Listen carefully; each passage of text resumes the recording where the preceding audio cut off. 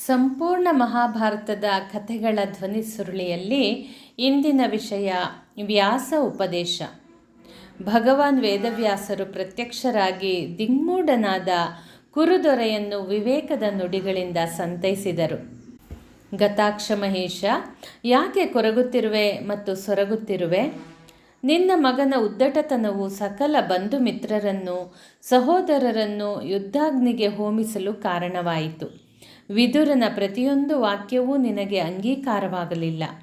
ತುಂಬಿದ ಸಭೆಯಲ್ಲಿ 5 ಮಡದಿ ಪಾಂಚಾಲೆಯ ಸೀರೆಯನ್ನು ಸೆಳೆದ ಅಪರಾಧ ಅಕ್ಷಮ್ಯವಲ್ಲವೇ? ಪ್ರತಿಯೊಂದು ಹಂತದಲ್ಲಿಯೂ ದುರ್ಯೋಧನನು ವೈರವನ್ನು ಬೆಳೆಸಿ ಪೋಷಿಸುವುದರಿಂದಾಗಿ ಮೃತ್ಯುವನ್ನಪ್ಪಬೇಕಾಯಿತು. 7 ಭುವನಗಳ ಜನಕೋಟಿಯನ್ನು ವಿಭಾಗಿಸಿದಾಗ ಸಾಧು ಸಂತರು, ಋಷಿಮುನಿಗಳು, ಸುರರು ಪಾಂಡವರನ್ನು ಓಲೈಸುವರು. ನಿಮ್ಮ ಪಕ್ಷಕ್ಕೆ ದುಷ್ಟರು ಮತ್ತು ದೈತ್ಯರು ಮಾತ್ರ ನಿಲ್ಲಬಹುದು. ಪಾಂಡುಕುಮಾರರು ಸುಚರಿತರಾಗಿರುವುದರಿಂದ ಮಾಧವನು ಆ ಪಕ್ಷವನ್ನು ವಹಿಸಿಕೊಂಡನು.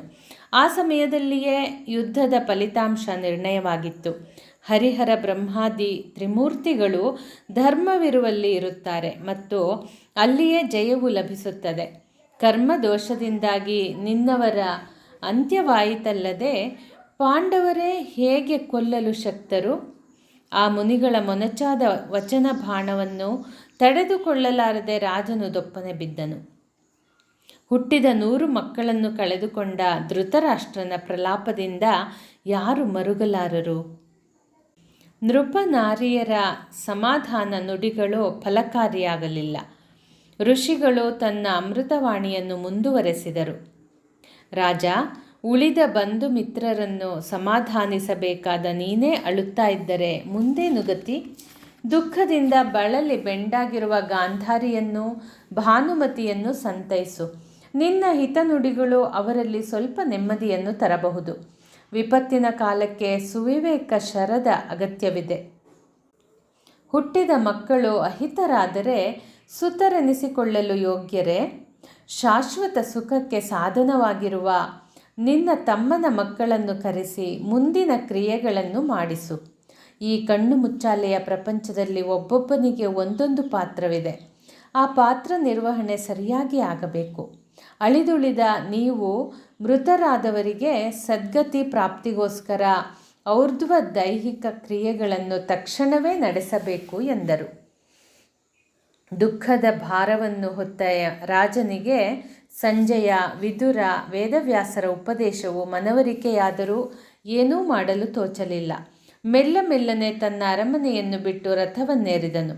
ಗಾಂಧಾರಿ, ಕುಂತಿ, ಭಾನುಮತಿ, ಇತರ ಸ್ತ್ರೀಯರು ಬಿಕ್ಕಿ ಬಿಕ್ಕಿ ಅಳುತ್ತಾ ಅವನೊಂದಿಗೆ ಹೊರಬಿದ್ದರು.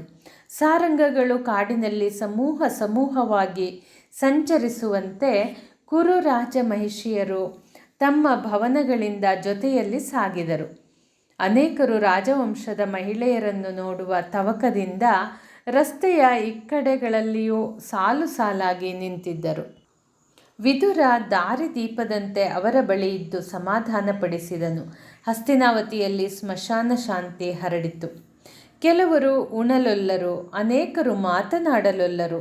ಅವರು ದೆವ್ವ ಹಿಡಿದ ಶರೀರದಂತೆ ದೀರ್ಘ ಶ್ವಾಸ ಬಿಡುತ್ತಾ ಆದ ಘನಘೋರ ಸಂಗ್ರಾಮದ ಕುರಿತು ಯೋಚಿಸುತ್ತಿದ್ದರು. ಕೆಲವರು ಬಂಧು ಮಿತ್ರರನ್ನು ಕಳೆದುಕೊಂಡು ಬುದ್ಧಿಶೂನ್ಯರಾಗಿ ಮೈಯೆಲ್ಲ ಬಟ್ಟೆ ಇಲ್ಲದೆ ಸಿಕ್ಕಿದ ಕಡೆಗೆ ಓಡಿದರು. ಶಿಶುಗಳು ಹಾಲಿಗೋಸ್ಕರ ಅಳುತ್ತಿದ್ದರೂ ತಾಯಂದಿರು ಇಹವನ್ನು ಮರೆತು ಗೋಳಿಟ್ಟರು. ಒಬ್ಬನು ಮಾಡಿದ ಘೋರ ಪಾಪದಿಂದಾಗಿ ದೇಶವೇ ನಾಶವಾಯಿತು. ಧೃತರಾಷ್ಟ್ರನ ಆಗಮನವನ್ನು ನೋಡಿದ ಪ್ರಜಾಜನರು ಅವನನ್ನು ಸುತ್ತುವರೆದು ಕಂಬನಿ ತುಂಬಿದರು. ಬರುತ್ತಿರುವ ರಾಜನನ್ನು ಶರದ್ವಂತ ಕುಮಾರರಾದ ಕೃಪಾಚಾರ್ಯರು, ದ್ರೌಣಿ, ಕೃತವರ್ಮಾದಿಗಳು ನೋಡಿದರು. ಗಾಂಧಾರಿಯೊಡನೆ ಕೃಪಾಚಾರ್ಯರು, ಮಹಾರಾಣಿ, ಹಾಕಿದ ಛಲಕ್ಕೋಸ್ಕರ ನಿನ್ನ ಸುತನು ರಣರಂಗದಲ್ಲಿ ಕಾದಿ ಮಡಿದಿದ್ದಾನೆ. ಬದುಕಿರುವಾಗ ನಿನ್ನ ಪುತ್ರರು ರಾಜಭೋಗವನ್ನು ಅನುಭವಿಸಿದರು. ಸತ್ಯವಂತರಾದ ಅವರು ಮರಣೋತ್ತರದಲ್ಲಿ ವೀರ ಸ್ವರ್ಗವನ್ನು ಸುಖವನ್ನು ಪಡೆಯುತ್ತಾರೆ. ಒಬ್ಬನಾದರೂ ದೇಹಭಯದಿಂದ ಶತ್ರುವಿಗೆ ಹೆದರಿ ಕೈ ಜೋಡಿಸಿ ದೀನನಾಗಿ ಪ್ರಾಣಭಿಕ್ಷೆಯನ್ನು ಬೇಡಲಿಲ್ಲ, ದೇಹಿ ಎನ್ನಲಿಲ್ಲ. ಚಂದ್ರವಂಶದ ಘನಸ್ಥಿಕೆಗೆ ಕುಂದು ತರಲಿಲ್ಲ. ಭೀಮಸೇನನು ಅಧರ್ಮದಿಂದ ನಿನ್ನ ಮಗನನ್ನು ವಧಿಸಿದ ಮೇಲೆ ರಾತ್ರಿ ಕಾಲದಲ್ಲಿ ಪಾಂಡವರ ಶಿಬಿರವನ್ನು ಪ್ರವೇಶಿಸಿ ಪಾಂಚಾಲರನ್ನು, ದ್ರೌಪದಿಯ ಕಂದಮ್ಮಗಳನ್ನು ಕೊಂದಿದ್ದೇವೆ. ಇಲ್ಲಿ ನಾವು ಹೆಚ್ಚು ಹೊತ್ತು ನಿಲ್ಲಲು ಅವಕಾಶವಿಲ್ಲ. ಶಿಶುಹತ್ಯೆಯಿಂದ ಕ್ರೋಧಿತರಾದ ಪಾಂಡವರು ನಮ್ಮನ್ನು ಬದುಕಲು ಬಿಡಲಾರರು. ಶೋಕಸ್ಥಳಾಗಬೇಡ ಎಂದರು. ಧೃತರಾಷ್ಟ್ರನನ್ನು ಸಮಾಧಾನಪಡಿಸಿ ಕೃಪರು ತನ್ನ ವಾಸದತ್ತ ಹಸ್ತಿನಾವತಿ ನಗರಿಗೆ ಹೊರಟರು. ಅಶ್ವತ್ಥಾಮನು ವ್ಯಾಸಾಶ್ರಮಕ್ಕೆ, ಕೃತವರ್ಮನು ದ್ವಾರಕೆಗೆ ಹೊರಟನು. ಮುಂದಿನ ವಿಷಯ ಪುಡಿಪುಡಿಯಾದ ಭೀಮನ ಲೋಹದ ಪ್ರತಿಮೆ. ಅಂಧರಾಜನು ಹಸ್ತಿನಾವತಿಯಿಂದ ಹೊರಟ ವಾರ್ತೆ ಅರಿತು ಧರ್ಮಜನು ಶ್ರೀಕೃಷ್ಣ, ಭೀಮಾರ್ಜುನ, ನಕುಲ, ಸಹದೇವ ಮತ್ತು ದ್ರೌಪದಿಯೊಂದಿಗೆ ರಣಕ್ಷೇತ್ರಕ್ಕೆ ಆಗಮಿಸಿದರು. ಧರ್ಮಜನು ಪರಿವಾರ ಸಹಿತ ಬರುವುದಕ್ಕೆ ವೀಕ್ಷಿಸಿ ಚಂದ್ರವಂಶದ ಮಹಿಷಿಯರು ಒಬ್ಬೊಬ್ಬರು ಒಂದೊಂದು ತೆರನಾದ ಸಂಭಾಷಣೆಯಲ್ಲಿ ನಿರತರಾದರು. ಧರ್ಮಜನು ನ್ಯಾಯವಂತನಂತೆ, ಅಹಿಂಸಾಪರನಂತೆ, ಕರುಣೆಯ ಕುಂಭವಂತೆ. ಎಲ್ಲಿದೆ ಅವನ ಕರುಣೆ? ಸೋದರರನ್ನು, ಗುರುಗಳನ್ನು, ಹಿರಿಯರನ್ನು ತನ್ನ ಪಾಲಿನ ರಾಜ್ಯದಾಸೆಗಾಗಿ ಕೊಂದನಲ್ಲವೇ? ಇವನೆಂತಹ ನಿರ್ಮಲಚಿತ್ತ ತ್ಯಾಗಿ. ಇವರೆಲ್ಲರನ್ನು ಕಳೆದುಕೊಂಡು ಧೃತರಾಷ್ಟ್ರನ ಮುಖವನ್ನು ಹೇಗೆ ನೋಡಬಲ್ಲನು? ಅವನ ಪುತ್ರರತ್ನಗಳು ಯಜ್ಞದಲ್ಲಿ ಆಹುತಿಯಾದರು. ಕುಲರತ್ನನಾದ ಅಭಿಮನ್ಯುವಿನ ವಧೆಯಾದ ಮೇಲೆ ಇನ್ನೆಂತಹ ರಾಜ್ಯಭೋಗ? ಅವನಲ್ಲಿ ಎಲ್ಲಿದೆ ಧರ್ಮ, ದಯಾಪರತೆ? ಯುಧಿಷ್ಠಿರನು ಹೊಗಳಿಕೆ ತೆಗಳಿಕೆಗೆ ಕಿವಿಗೊಡದೆ ನೇರವಾಗಿ ಬಂದು ಹಿರಿಯಪ್ಪನಿಗೆ ನಮಸ್ಕರಿಸಿದನು. ಸಹೋದರರು ಅಭಿವಂದಿಸಿ ತಮ್ಮ ತಮ್ಮ ನಾಮಧೇಯಗಳನ್ನು ಉಸುರಿದರು. ಮಹಾರಾಜನು ಅಸಮಾಧಾನ, ಅಪ್ರಿಯತೆಯಿಂದ ಕುದಿಯುವ ಶೋಕಾಗ್ನಿಯಿಂದ ಧರ್ಮಜನನ್ನು ತಬ್ಬಿ ಹಿಡಿದನು. ಧಗಧಗಿಸುವ ಬೆಂಕಿಯಂತಿದ್ದ ಅವನ ಮನಸ್ಸು ಭೀಮನ ಹೆಸರು ಕೇಳಿದ ಕೂಡಲೇ ಕಿಡಿಕಾರಲು ಪ್ರಾರಂಭಿಸಿತು. ಭವಿಷ್ಯವನ್ನು ನಿರ್ದಿಷ್ಟವಾಗಿ ಲೆಕ್ಕ ಹಾಕಬಲ್ಲ ಶ್ರೀಕೃಷ್ಣನು ಅಭಿವಂದಿಸಲು ಹೋಗುತ್ತಿದ್ದ ಭೀಮನನ್ನು ಹಿಂದೆಳೆದು ಲೋಹ ನಿರ್ಮಿತವಾದ ಪ್ರತಿಮೆಯನ್ನು ಅರಸನ ಮುಂದೆ ನಿಲ್ಲಿಸಿದನು. ಆ ಮೂರ್ತಿಯನ್ನು ಭೀಮಸೇನನೆಂದು ಭಾವಿಸಿ ರಾಜನಾದ ಗತಲೋಚನನು ತನ್ನ 2 ತೋಳುಗಳಿಂದ ಬಲವಾಗಿ ಆಲಂಗಿಸಿದನು. ಪರಮಾಶ್ಚರ್ಯ! ಅರೆ ಕ್ಷಣದಲ್ಲಿ ಲೋಹದಿಂದ ಮಾಡಲ್ಪಟ್ಟ ಮೂರ್ತಿ ಪುಡಿಪುಡಿಯಾಯಿತು. ಪರಿಣಾಮವಾಗಿ ಧೃತರಾಷ್ಟ್ರನ ವಕ್ಷಸ್ಥಳವು ಜಜ್ಜಿದಂತಾಗಿ ಬಾಯಿಯಿಂದ ಸ್ವಲ್ಪ ರಕ್ತ ಹೊರಬಂತು. ಸಂಜಯನು, ಮೈವಂ, ನೀನು ಹೀಗೆ ಮಾಡಬಾರದಾಗಿತ್ತು ಎಂದನು. ಭೀಮನು ಮೃತನಾದನೆಂದು ತಿಳಿದು ಅಂಧ ನೃಪಾಲನು, ಹಾ ಭೀಮ, ನೀನು ಮರಣಪಟ್ಟೆಯಾ? ಎಂತಹ ಅಚಾತುರ್ಯವಾಯಿತು ಎಂದು ನಾಟಕೀಯವಾಗಿ ವಿಲಪಿಸಿದನು. ಮಾಧವನು ಮನದೊಳಗೆ ಮುಗುಳ್ನಕ್ಕೋ, ಧೃತರಾಷ್ಟ್ರ, ಶೋಕ ಪಡಬೇಡ. ಮರುತಸುತನು ಇನ್ನೂ ಜೀವಂತವಾಗಿಯೇ ಇರುವನು. ನಿನ್ನ ಕೋಪದ ಆಳವನ್ನು ಗ್ರಹಿಸಿ ನಾನು ನಿನ್ನ ಸಮಕ್ಷಮದಲ್ಲಿ ಭೀಮನ ಬದಲಾಗಿ ಅವನ ಲೋಹದ ಪ್ರತಿಮೆಯನ್ನು ಇಟ್ಟೆ. ಅದು ಪುಡಿಯಾಯಿತಷ್ಟೆ. ಸಿಂಹದ ಗುಹೆಯೊಳಗೆ ಹೊಕ್ಕರೆ ಜೀವಂತವಾಗಿ ಹೊರಬರಲು ಯಾರೂ ಶಕ್ತರಾಗುವುದಿಲ್ಲ. ಅಂತೆಯೇ ನಿನ್ನ ಬಾಹುಗಳ ಎಡೆಯಲ್ಲಿ ಸಿಲುಕಿದರೆ ಯಾರು ತಾನೇ ಬದುಕಬಹುದು? ಭೀಮನೊಡನೆ ಗದಾಯುದ್ಧಾಭ್ಯಾಸ ಮಾಡುವ ಸಲುವಾಗಿ ಕೌರವನು ತನ್ನಲ್ಲಿ ಇರಿಸಿಕೊಂಡಿರುವ ಭೀಮನ ಕಬ್ಬಿಣದ ಪ್ರತಿಮೆಯನ್ನು ನೀನು ಅಪ್ಪಿ ಹಿಡಿದುದರಿಂದ ಅದು ಪುಡಿಯಾಗಿದೆ. ನೀನು ಸಂಹರಿಸಲು ಇಚ್ಛಿಸಿದ ವೃಕೋದರನು ಇಲ್ಲಿಯೇ ಇದ್ದಾನೆ. ವೇದವ್ಯಾಸರಿಂದ ಉಪದೇಶವಾದ ನಂತರವೂ ನಿನ್ನಂತರ್ಯದಲ್ಲಿ ಮನೆ ಮಾಡಿದ ಅಸೂಯೆ, ಪಾಂಡವರ ಮೇಲಿನ ದ್ವೇಷ ಹೋಗಲಿಲ್ಲ. ನಾಳಿನ ದಿವಸ ನಿಮಗೆಲ್ಲರಿಗೂ ತರ್ಪಣ ಕೊಡಲಿರುವ ನಿನ್ನ ಸಹಜಾತ ಸುತರನ್ನು ಕೊಂದರೆ ಇನ್ನು ಸಾಧಿಸುವುದಾದರೂ ಏನು? ಇನ್ನಾದರೂ ಶಾಂತಚಿತ್ತನಾಗು. ತಾನೊಂದು ನೆನೆದರೆ ದೈವವು ಇನ್ನೊಂದು ನೆನೆವುದು ನೆನಪಿರಲಿ. ಅರಸನು ಆದುದೆಲ್ಲವನ್ನು ಮರೆಯಲು ಯತ್ನಿಸಿ, ಕೃಷ್ಣ, ನನಗೆ ಧರ್ಮದ ಅರಿವಾಗಿದೆ. ಪುರುಷ ಶ್ರೇಷ್ಠನಾದ ಭೀಮಸೇನನು ಬದುಕಿ ಉಳಿದಿರುವುದು ನಿನ್ನ ಪವಾಡವಾಗಿದೆ. ನಾನು ಈಗ ಶಾಂತನಾಗಿದ್ದೇನೆ. ನನಗೆ ಇನ್ನು ಮುಂದೆ ಉತ್ತರಾಧಿಕಾರಿಗಳು ಯಾರೂ ಇಲ್ಲ. ನನ್ನ ತಮ್ಮನ ಕುಮಾರರೇ ಗತಿ. ಹೀಗೆ ಹೇಳುತ್ತಾ ಪಾಂಡವರ 5 ಅಂಗಾಂಗಗಳನ್ನು ಮುಟ್ಟಿ ಸ್ವಂತ ಕೈಗಳಿಂದ ಅವರ ಶಿರವನ್ನು ನೇವರಿಸಿದನು. ಮುಂದಿನ ವಿಷಯ ಗಾಂಧಾರಿ ಶಾಪ. ಎಲ್ಲರೂ ಗಾಂಧಾರಿಯಲ್ಲಿಗೆ ಹೊರಟರು. ಪುತ್ರ ಶೋಕದಿಂದ ಕುದಿಯುತ್ತಿದ್ದ ರಾಣಿಗೆ ಕೋಪ ಉಕ್ಕೇರಿ ಪಾಂಡವರನ್ನು ಶಪಿಸಲು ನಿಶ್ಚಯಿಸಿದಳು. ವೇದವ್ಯಾಸರು ಗಾಂಧಾರಿಯನ್ನು ಶಾಂತವಾಗಿರಲು ಬೋಧಿಸಿದರು. ಆದರೆ ಆಕೆಗೆ ಭೀಮನ ಮೇಲಿದ್ದ ಕೋಪ ಕಮ್ಮಿಯಾಗಲಿಲ್ಲ. ಭೀಮಸೇನನು ಗಾಂಧಾರಿಯ ಪಾದವನ್ನು ಹಿಡಿದು, ತಾಯೇ, ಕೌರವನಲ್ಲಿ ಗದಾಯುದ್ಧ ಎಸಗುವಾಗ ನಾನು ಆ ಯುದ್ಧದ ನಿಯಮಗಳನ್ನು ಉಲ್ಲಂಘಿಸಿ ಅಪರಾಧವೆಸಗಿದ್ದೇನೆ. ಅಮ್ಮ, ನನ್ನನ್ನು ಕ್ಷಮಿಸು.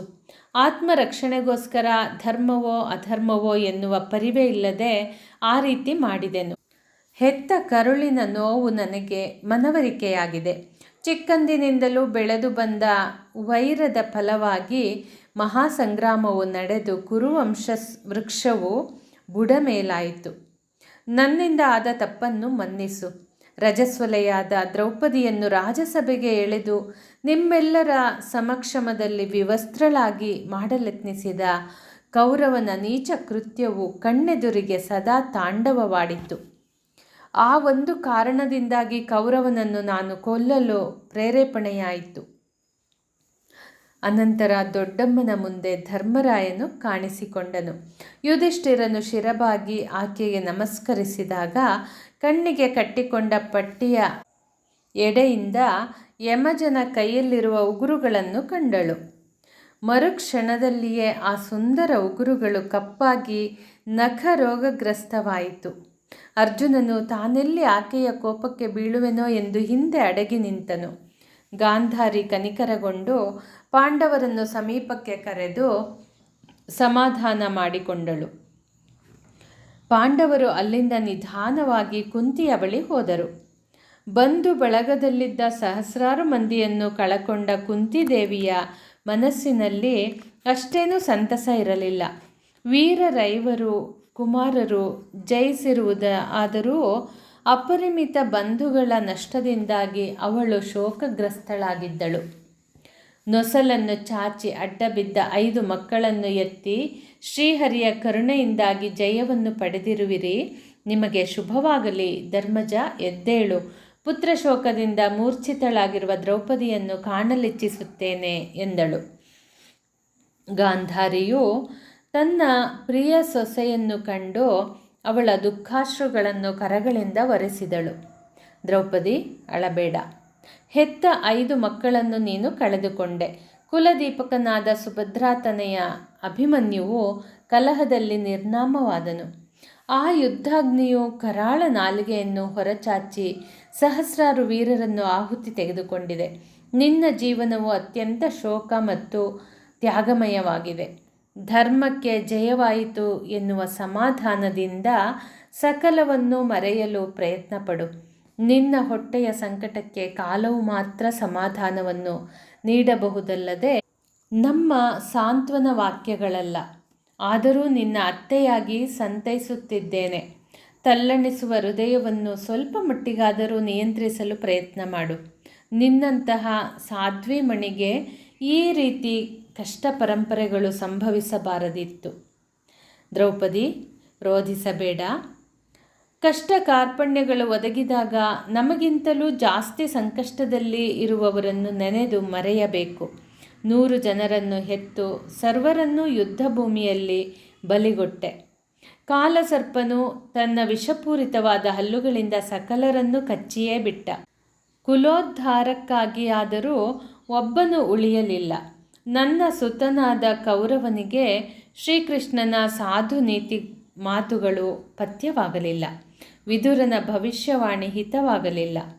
ನಾವಿಬ್ಬರೂ ಒಂದೇ ದೋಣಿಯಲ್ಲಿ ಕುಳಿತು ಸಮಾನ ವ್ಯಸನಿಗಳಾಗಿ ಪುತ್ರ ಶೋಕದಲ್ಲಿ ಪ್ರಯಾಣಿಸುತ್ತಿದ್ದೇವೆ. ನನ್ನ ಪುತ್ರನಾದ ಕೌರವನು ಕದನವನ್ನು ಪ್ರಾರಂಭಿಸುವ ಮೊದಲೇ ಆಶೀರ್ವಾದಕ್ಕೋಸ್ಕರ ನನ್ನಲ್ಲಿಗೆ ಆಗಮಿಸಿದ್ದನು. ಅವನಿಗೆ ಎಲ್ಲಿ ಧರ್ಮವಿದೆಯೋ ಅಲ್ಲಿ ಶಾಶ್ವತವಾದ ಜಯವಾಗುತ್ತದೆ ಎನ್ನುವುದನ್ನು ವಿಶದೀಕರಿಸಿದ್ದೇನೆ. ನನ್ನ ಆಜ್ಞೆಯನ್ನು ಮೀರಿ ಕಲಹಗೈದು ಪ್ರಾಣವನ್ನು ತ್ಯಜಿಸಿದಾಗ ಈ ಹೆಣ್ಣು ಹೃದಯಕ್ಕೆ ಎಷ್ಟು ವೇದನೆಯಾದೀತು ಎಂದು ನೀನೇ ಆಲೋಚಿಸು. ಬುದ್ಧಿ ಕರ್ಮಾನುಸಾರಿಣಿ ಎಂಬ ಶಾಸ್ತ್ರವಾಕ್ಯವಿದೆ. ಪೂರ್ವ ಜನ್ಮಗಳಲ್ಲಿ ಗೈದ ಕರ್ಮಾನುಸಾರವಾಗಿ ಮಾನವನ ಬುದ್ಧಿಯು ಪರಿವರ್ತಿತವಾಗುತ್ತದೆ. ಆದುದರಿಂದ ಇಂತಹ ಘನಘೋರ ಸಂಗ್ರಾಮವಾಯಿತು. ಮನಸ್ಸಿಗೆ ಮನಸ್ಸು ಮಾತ್ರ ಸಮಾಧಾನ ನೀಡಬಹುದಲ್ಲದೆ ಇತರರಲ್ಲ. ಅಳಬೇಡ ಎಂದಳು. ವೇದವ್ಯಾಸರು ಮಹಾಪತಿವ್ರತೆಯಾದ ಗಾಂಧಾರಿಗೆ ದಿವ್ಯ ದೃಷ್ಟಿಯನ್ನು ಅನುಗ್ರಹಿಸಿದರು. ಅದರಿಂದಾಗಿ ಅವಳಿಗೆ ವೀರಾದಿವೀರರನ್ನು ತಿಂದು ತೇಗಿದ ಕುರುಕ್ಷೇತ್ರದ ದರ್ಶನವಾಯಿತು. ರಣಭೂಮಿಯ ದಾರುಣ ದೃಶ್ಯ ವಿವರಿಸಲ ಸಾಧ್ಯ. ಕದನ ಕಲಿಗಳ ಎಲುಬು ಮೂಳೆಗಳು, ಹೆಪ್ಪುಗಟ್ಟಿದ ರಕ್ತ, ತಲೆಗೂದಲುಗಳು ವ್ಯಾಪ್ತವಾಗಿ ಕುರುಕ್ಷೇತ್ರದಲ್ಲಿ ಹರಡಿದ್ದವು. ರಕ್ತ ಪ್ರವಾಹದಿಂದ ಕದನರಂಗ ಕೊಚ್ಚಿ ಹೋಗಿತ್ತು. ಒಂದು ಕಡೆಯಲ್ಲಿ ಶಿರಸ್ಸಿಲ್ಲದ ಮುಂಡಗಳು, ಇನ್ನೊಂದು ಕಡೆ ಮುಂಡಗಳಿಲ್ಲದ ಶಿರಸ್ಸುಗಳು, ಸತ್ತು ಬಿದ್ದಿರುವ ಗಜಾಶ್ವಗಳು. ಇವುಗಳಿಂದ ರಣಭೂಮಿಯು ಆವೃತವಾಗಿತ್ತು. ಸಹಸ್ರಾರು ಸಂಖ್ಯೆಯಲ್ಲಿ ಮಹಾರಾಜನನ್ನು ಹಿಂಬಾಲಿಸಿದ ನಾರಿಯರು ತಮ್ಮ ಮನೋವಲ್ಲಭನ ಶರೀರವನ್ನು ಹುಡುಕುವುದರಲ್ಲಿ ನಿರತರಾಗಿದ್ದರು. ಸಂಗ್ರಾಮ ಭೂಮಿಯ ಉದ್ದಗಲಕ್ಕೆ ಬಿದ್ದಿರುವ ತಮ್ಮ ತಮ್ಮ ಪತಿಗಳ ಕಳೇಬರವನ್ನು ಕಂಡು ಅವರ ಮುಖವನ್ನು ಅಪ್ಪಿ ರೋಧಿಸುತ್ತಿದ್ದರು. ಹಲವರು ಹೆಣದ ಮೇಲೆ ಹೊರಳಾಡಿ ವಿಧಿಯನ್ನು ಹಳಿಯುತ್ತಿದ್ದರು. ಗಾಂಧಾರಿ ದೇವಿಯು ಮೃತ ಶರೀರಗಳ ನಡುವೆ ಬೀಳುತ್ತೇಳುತ್ತಾ ಮೆಲ್ಲ ಮೆಲ್ಲನೆ ಮುಂದಡಿಯಿಟ್ಟಳು. ಹತ್ತಿರವಿದ್ದ ನಾರಿಯರು, ದೇವಿ, ಇತ್ತ ನೋಡು, ಸೈಂಧವನ ಅರೆ ಶರೀರ. ಸುಪ್ರತೀಕವನ್ನು ಏರಿ ಯುದ್ಧ ಮಾಡಿದ ಭಗದತ್ತ ಭೂರಿಶ್ರವ ಎಂದು ತೋರಿಸುತ್ತಿರಲು ಅವರ ವೀರ ಶೌರ್ಯವನ್ನು ನೆನೆದು ದುಃಖಿಸಿದಳು. ಶೋಕದ ಬೆಂಕಿಗೆ ಆಹುತಿಯಾದ ವಿರಾಟ, ಘಟೋತ್ಕಚ, ಪಾಂಚಾಲರು, ಅಭಿಮನ್ಯು ವಧಿಸಲ್ಪಟ್ಟರೂ ಅವರ ಮುಖಾರವಿಂದಗಳಲ್ಲಿ ಶೌರ್ಯ ಕುಣಿದಾಡುತ್ತಿತ್ತು. ಕರ್ಣನ ಶರೀರದ ಮೇಲೆ ಆತನ ಅರಸಿ ಅಯ್ಯೋ ಎಂದು ಹೊರಳಾಡುವುದನ್ನು ಕಂಡಳು. ದುಶ್ಯಾಸನಾದಿ ಸಹೋದರರ ಸತಿಯರು ಭೀಮನ ಕ್ರೋಧಾಗ್ನಿಗೆ ಆಹುತಿಯಾಗಿ ಛಿದ್ರವಾದ ಶರೀರದ ಮೇಲೆ ಬಿದ್ದು ನೋಟಕರ ಹೃದಯ ಕರಗುವಂತೆ ಕಣ್ಣೀರಿಡುತ್ತಿದ್ದರು. ಮುಂದೆ ಹೋಗುತ್ತಾ ಗಾಂಧಾರಿಯು ಕ್ಷೇಮಧೂರ್ತಿ, ಕಳಿಂಗ, ಸೋಮದತ್ತ, ಶಲ್ಯ, ಚಿತ್ರಸೇನ, ವೀರ ಸುಶರ್ಮರನ್ನು ವೀಕ್ಷಿಸಿದಳು. ಕಣ್ಣಿಗೆ ಬಟ್ಟೆ ಕಟ್ಟಿಕೊಂಡಿದ್ದರೂ ಅವರವರ ಮನೋವಲ್ಲಭೆಯರ ಪ್ರಲಾಪದ ಧ್ವನಿಯು ಗಾಂಧಾರಿಯ ಮನಸ್ಸನ್ನು ಕದಡಿಸಿತು.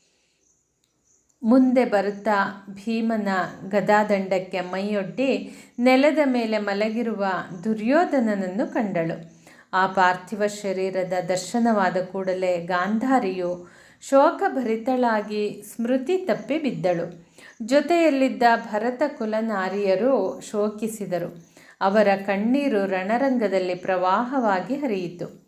ಅವಧ್ಯರಾಗಿ ಮೆರೆದಾಡಿದ ಮಹಾಶೂರರೆಲ್ಲರೂ ಗತಪ್ರಾಣರಾಗಿದ್ದರು. ಹದ್ದು, ರಣಹದ್ದು, ಶ್ವಾನ, ಜಂಬೂಕಗಳು ಮೃತವಾದ ಹೆಣಗಳನ್ನು ಕುಕ್ಕಿ ತಿನ್ನುತ್ತಿದ್ದವು. ಪುರುಷ ಸಿಂಹರು ಆರಿ ಹೋದ ಬೆಂಕಿಯಂತೆ ಕುರುಧಾರುಣಿಯಲ್ಲಿ ಪವಡಿಸಿದರು. ಯಾವ ಯಶೋವಂತ ರಾಜ ಮಹಾರಾಜರು ಗಂಧ ಚಂದನಾದಿಗಳನ್ನು ಪೂಸಿಕೊಂಡು ತಮ್ಮ ರಸಿಯೊಂದಿಗೆ ಸುಪ್ಪತ್ತಿಗೆಯಲ್ಲಿ ಹಂಸತೂಲಿಕಾತಲ್ಪದ ಮೇಲೆ ಶಯನವನ್ನು ಮಾಡುತ್ತಿದ್ದರೋ ಅವರು ಆ ಸುಖದಿಂದ ವಂಚಿಸಲ್ಪಟ್ಟರು. ಅವರ ಮೃತ ಶರೀರಗಳು ಕಾಗೆ ಗೂಬೆಗಳ ಪಾಲಾಗಿ ರಣಕಣದಲ್ಲಿ ವಿಕಾರವಾಗಿ ಬಿದ್ದಿದ್ದವು. ಶಾಕಿನಿ, ಡಾಕಿನಿ, ಮಾಲಿನಿ, ಜ್ವಾಲಿನಿ ಭೂತಗಳು ಹೆಣಗಳನ್ನು ಎಳೆದು ಕೋರೆ ದಾಡಿಗಳಿಂದ ಸೀಳಿ ತಿಂದು ನಕ್ಕು ನಲಿದಾಡಿದವು. ಸತ್ತರೂ ಆಯುಧಗಳನ್ನು ತ್ಯಜಿಸದೆ ಕ್ಷತ್ರಿಯ ವೀರರನೇಕರು ಹಸ್ತಗಳಲ್ಲಿ ಭದ್ರವಾಗಿ ಅವುಗಳನ್ನು ಧರಿಸಿದ್ದರು. ಕೆಲವರು ಅವಯವಗಳನ್ನು ಕಳಕೊಂಡಿದ್ದರು. ಇನ್ನು ಅನೇಕರು ನಿರಾಧಾರಿಗಳಾಗಿದ್ದರು. ಕೆಲವರು ವಿವಸ್ತ್ರರಾಗಿದ್ದರು. ಒಂದು ಕಾಲದಲ್ಲಿ ಪರಮ ಪಾವನ ಯಜ್ಞಭೂಮಿಕೆಯಾಗಿದ್ದ ಕುರುಕ್ಷೇತ್ರವು ಒಣಗಿ ಬಾಡಿರುವ ಕೆಂಪು ಕಮಲದ ವನದಂತೆ ತೋರಿತು. ಸ್ನೇಹಿತರೆ, ಮತ್ತೆ ಮುಂದಿನ ಸಂಚಿಕೆಯಲ್ಲಿ ಮುಂದುವರೆಸೋಣ. ಧನ್ಯವಾದಗಳು.